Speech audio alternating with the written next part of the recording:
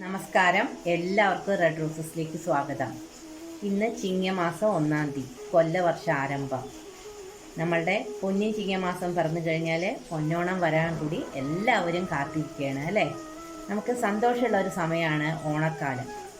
തുമ്പികളും പൂക്കളും എല്ലാം നിറഞ്ഞിരിക്കുന്ന ഒരു സമയം. അതുമാത്രമല്ല, ചിങ്ങമാസം 1 എന്ന് പറഞ്ഞാൽ കർഷക ദിനം കൂടിയാണ്. അത് നമുക്കൊരു സന്തോഷമുള്ള കാര്യമല്ലേ. തീർച്ചയായിട്ടും വളരെ സന്തോഷമുള്ള കാലമാണ്. എല്ലാവർക്കും ഐശ്വര്യവും സമ്പൽ സമൃദ്ധിയും സമാധാനപരമായിട്ടുള്ള ഒരു ഓണം വരട്ടെ. ഇന്ന് ചിങ്ങമാസം 1-ാം തീയതിയാണല്ലോ. അപ്പോൾ ഞാൻ ഇന്ന് അമ്പലത്തിൽ പോകാമെന്ന് വെച്ചു. ഞങ്ങളുടെ വീടിൻ്റെ അടുത്തുള്ള ചീരംകുളങ്ങര ഭഗവതി ക്ഷേത്രത്തിൽ പോയി വന്നതിന് ശേഷം നമുക്ക് ഒരു മസാല പരിപ്പ് വടയും അതുപോലെ തന്നെ ഒരു പുതിയ തരം മോരുകറി, നിങ്ങളത് കഴിച്ചിട്ടുണ്ടാവുമെന്ന് എനിക്കറിയില്ല, അതാണ് ഞാൻ ഉണ്ടാക്കുന്നത്. ചിങ്ങം 1-ാം തീയതി ആയിട്ട് വീടിൻ്റെ അടുത്തുള്ള ചീരംകുളങ്ങര ഭഗവതി ക്ഷേത്രത്തിൽ ഒന്ന് പോയി തൊഴാമെന്ന് വെച്ചു. പോയി വന്നതിന് ശേഷം നമുക്ക് ഒരു മസാല പരിപ്പോടെയും അതുപോലെ തന്നെ ഒരു പുതിയ വെറൈറ്റി ആയിട്ടുള്ള ഒരു മോരുകറിയും വെക്കാമെന്നാണ് വിചാരിച്ചത് ഞാൻ. മഴയൊക്കെ അങ്ങനെ പെയ്യുന്നുണ്ട്, അപ്പോൾ നമുക്കൊരു പരിപ്പോട കഴിച്ചാലോ എന്നൊരാഗ്രഹം. സ്പൈസി ആയിട്ടുള്ള ഒരു പരിപ്പോടയാണ് ഞാൻ ഉണ്ടാക്കുന്നത് കേട്ടോ.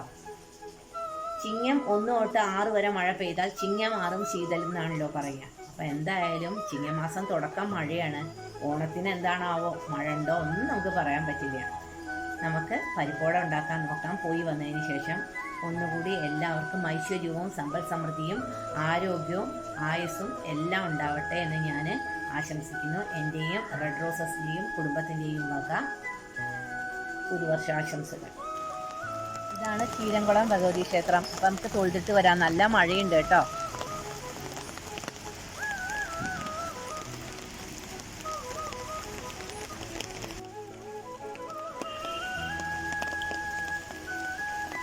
അപ്പം ഞാൻ അമ്പലത്തിൽ തൊഴുതു, പുഷ്പാഞ്ജലി കഴിച്ചു, പ്രസാദം കിട്ടി. എല്ലാവരുടെ ഐശ്വര്യത്തിനും സമ്പൽ സമൃദ്ധിക്കും വേണ്ടി ഞാൻ പ്രാർത്ഥിച്ചിട്ടുണ്ട്. ഇനി നമ്മുടെ വയനാട് ദുരന്തം പോലത്തെ ഒരു ദുരന്തം നമ്മളുടെ ലോകത്ത് തന്നെ ഉണ്ടാവാതിരിക്കട്ടെ, അതിനും വേണ്ടി ഞാൻ പ്രാർത്ഥിച്ചു. എല്ലാവർക്കും ഒന്നുകൂടി നല്ലൊരു ദിനം ഞാൻ ആശംസിക്കുന്നു. അപ്പോൾ നമുക്ക് വീട്ടിലേക്ക് പോവാം. അവിടെ നീ പണി കിടക്കുകയാണ് എനിക്ക്.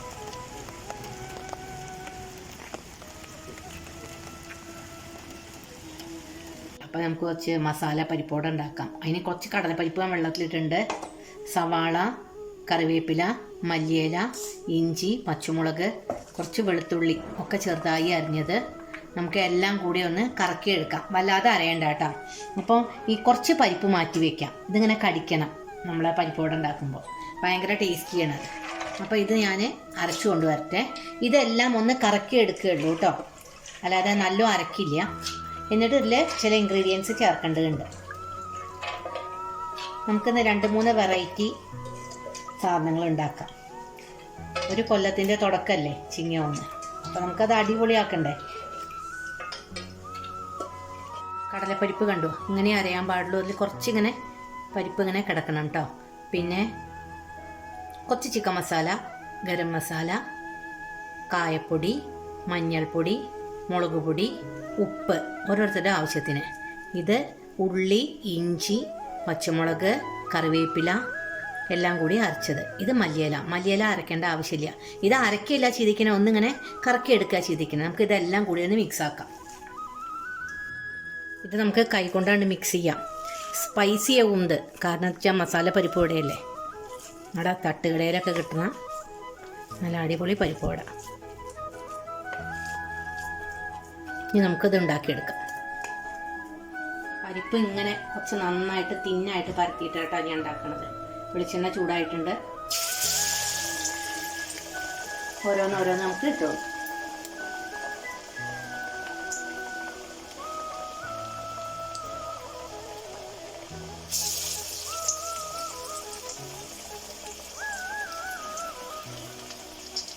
അപ്പോൾ നമ്മളുടെ ക്രിസ്പി ആൻഡ് ടേസ്റ്റി പരിപ്പ് വട ഇവിടെ ഏതാണ്ട് റെഡി ആയിക്കൊണ്ടിരിക്കുന്നു. മസാല പരിപ്പോടെ വളരെ തിന്നാവുക നല്ലത് കേട്ടോ, അപ്പോഴേ അത് നല്ല ക്രിസ്പി ആവുള്ളൂ. അപ്പം നമുക്കിത് സ്ലോലി മറിച്ചിടാം.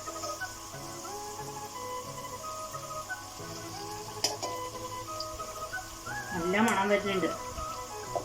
കായത്തിൻ്റെയൊക്കെ കറിവേപ്പിലയും ഒന്നും കൂടി ആയത് വാങ്ങാറായി കേട്ടോ. അധികം കരിയരുത്. നമ്മളുടെ പരിപ്പുവട ഇവിടെ റെഡിയായി. അതായത് മസാല പരിപ്പുവട. വളരെ തിന്നാണ്, ക്രിസ്പിയാണ്, വളരെ ടേസ്റ്റിയാണ്. നമുക്ക് ഇത് തിന്ന് നോക്കാൻ. മസാല പരിപ്പുവട കഴിഞ്ഞു. അടുത്ത് നമുക്ക് ഒരു കറി വെക്കാം അല്ലേ. നമുക്ക് മോരും തേങ്ങാപ്പാലും കൂടിയിട്ട് അടിപൊളി ഒരു മോരുകറി വെക്കാം.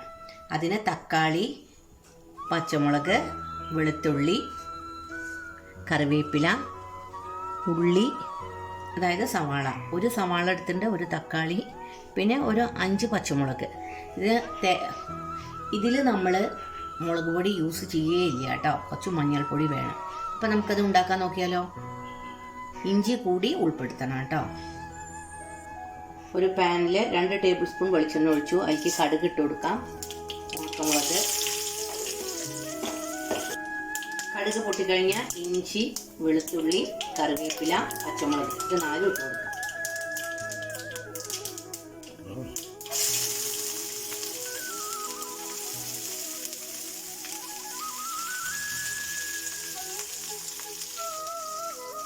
കൂടെ മഞ്ഞളും ആഡ് ചെയ്യാം.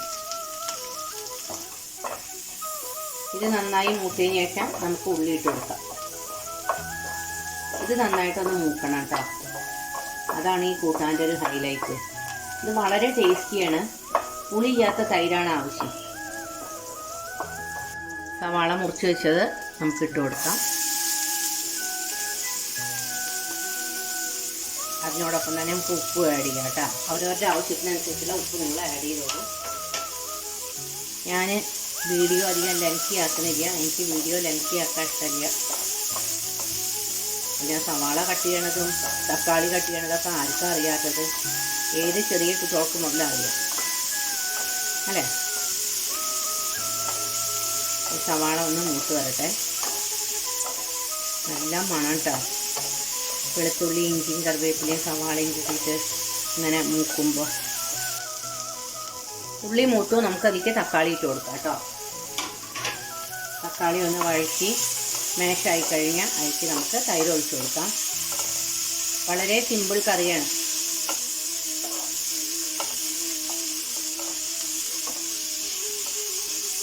നമുക്കതിലേക്ക് പുളിയാത്ത ഈ തൈരാണ്ട് ഒഴിച്ചു കൊടുക്കാം. എന്നിട്ട് അത് നന്നായിട്ട് മിക്സ് ചെയ്യാം. ഇതിൽ കിടന്നിട്ട് ഒന്ന് വേവട്ടെ. തീ കുറച്ച് കൊടുക്കാം. മോര് അധികം തിളപ്പിക്കേണ്ട കേട്ടോ, പിരിഞ്ഞു പോവുകയുള്ളൂ. ആവശ്യത്തിന് ഉപ്പുണ്ടാകും നിങ്ങൾ നോക്കണം. ഇതിൽ ആവശ്യത്തിന് ഉപ്പുണ്ട്. എന്നിട്ട് നമുക്ക് തേങ്ങാപ്പാലാണ്ട് ഒഴിച്ചു കൊടുക്കാം. തേങ്ങാപ്പാൽ ഒഴിച്ചാൽ ഒരു ചെറിയ തിളയെ വരാൻ പാടുള്ളൂ. ഇത് വളരെ ടേസ്റ്റിയാണ്. ചെറിയൊരു തിളച്ചാൽ നമുക്കിത് ഓഫ് ചെയ്യാം. ഇനി ഇതിൽ വറവിടേണ്ട ആവശ്യമില്ല. ആദ്യം നമ്മൾ വറുത്തിട്ടുണ്ടല്ലോ. തേങ്ങാപ്പാൽ ഒഴിച്ചിട്ട് ചെറിയ ഒരു തിള വന്നാൽ മതി. ഇതിലേക്ക് നമുക്ക് കറിവേപ്പില ഇടാം. ഓഫ് ചെയ്യാം. ആവി പറക്കണ തേങ്ങാപ്പാൽ മോരുകറി ഞാനൊരു പാത്രത്തിലേക്ക് മാറ്റിയിട്ടുണ്ട്.